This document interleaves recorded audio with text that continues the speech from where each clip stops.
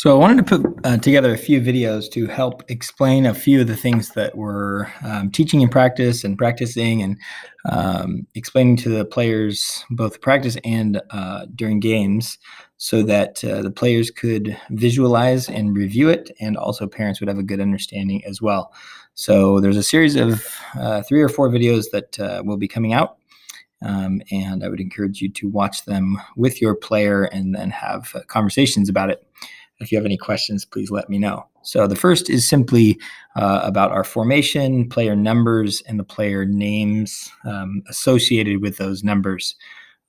Some of you are familiar with the numbers, others are not. And so we are playing a 9v9 game this year and next. We will move up to 11v11 the following year. So we've got 2 years of 9v9. The formation that we're playing in 9v9 is a 3-2-3 formation. Now, I may introduce the players to a different formation down the road, but we're going to stick with 3-2-3 for now and define the roles and responsibilities within that formation. So the three are the defensive, the first three are the defensive three. That's our 2, 3, and 4. I'll explain their names here in a second. Our 2, or our central players, our midfielders, are the 8 and the 6. And then the 3 are our attacking players, the 11, 9, and 7. So you get 3 defenders, 2 mid, and 3 attacking. And of course, you then have the keeper. So that's our general formation. Another thing to know or be aware of with this formation is what we're trying to do in terms of shape. So you hear us coaches talk about shape, or what's your shape, get into shape, or whatever terminology we're using at that time. We're going to say something about shape, and we're trying to get the players to actually play in these triangle or diamond shapes. So you can see here the 3, the 8, and the 11 are in a triangle. The 11, the 8, and the 9 are in a triangle. The 4, the 6, the 8, and the 9 are in a diamond. So you can see that shape. What we don't want is players playing what I call flat or horizontal from each other. They actually get in each other's way. The 8 may be an option, but now the 11's not an option because the 8's actually in the way. So the 8's kind of defending this 11 anyhow. So that's another term that I want to emphasize, and when you hear it, you'll understand what we're referring to. You'll also notice, as far as shape, the spacing. So we'll talk about spacing.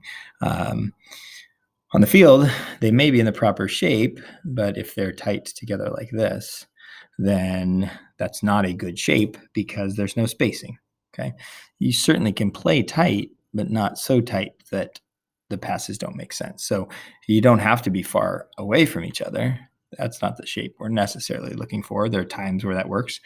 You can certainly play in tighter, but not so tight that you're making that shape. Those passes wouldn't make any sense. So as far as player numbers and the roles associated with them, or the names associated with them, let me just go through those quickly. We have the 1, which is our goalkeeper or keeper or goalie. You know the responsibility of the goalkeeper. We have our 2 and our 3, which are our outside backs. So the 3 would be our left outside back. The 2 are right outside back. You may hear the term fullback as well. That's the role of the 2 and the 3. So I call them outside backs. So left and right outside backs. When we go to 11v11, we may refer to them as wing backs. So they would have a more attacking role than they might in this formation, although they will have an attacking role. So 3 and 2 are the outside backs.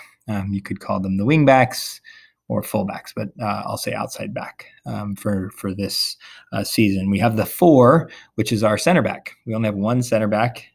In 11v11, we bring an additional center back, and we'd have 2 center backs, a 4 and a 5, and that would be our left center back and our right center back.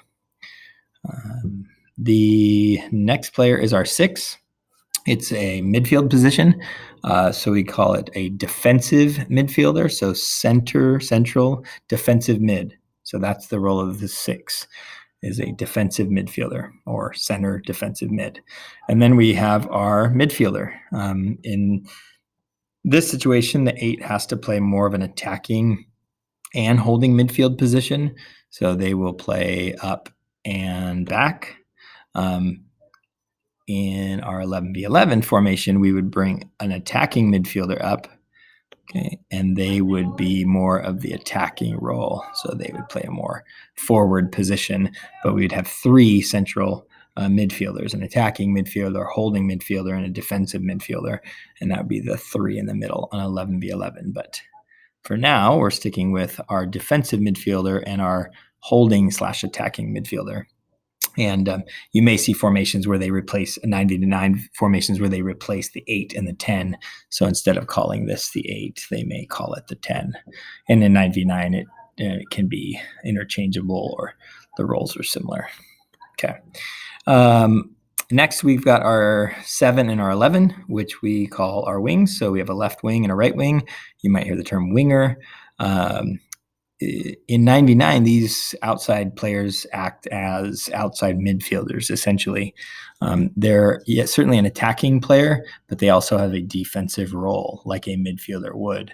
In 11v11, they are more dedicated to attacking because we bring in that additional defender, the 5, and additional midfielder, the 10. And so then the 11 and the 7 can be more attacking, and the 3 and the 2 would actually play more of a offensive role up the field. But 11 and 7 are our wings, right wing 7, left wing 11, kind of an outside midfielder. The final player is the 9.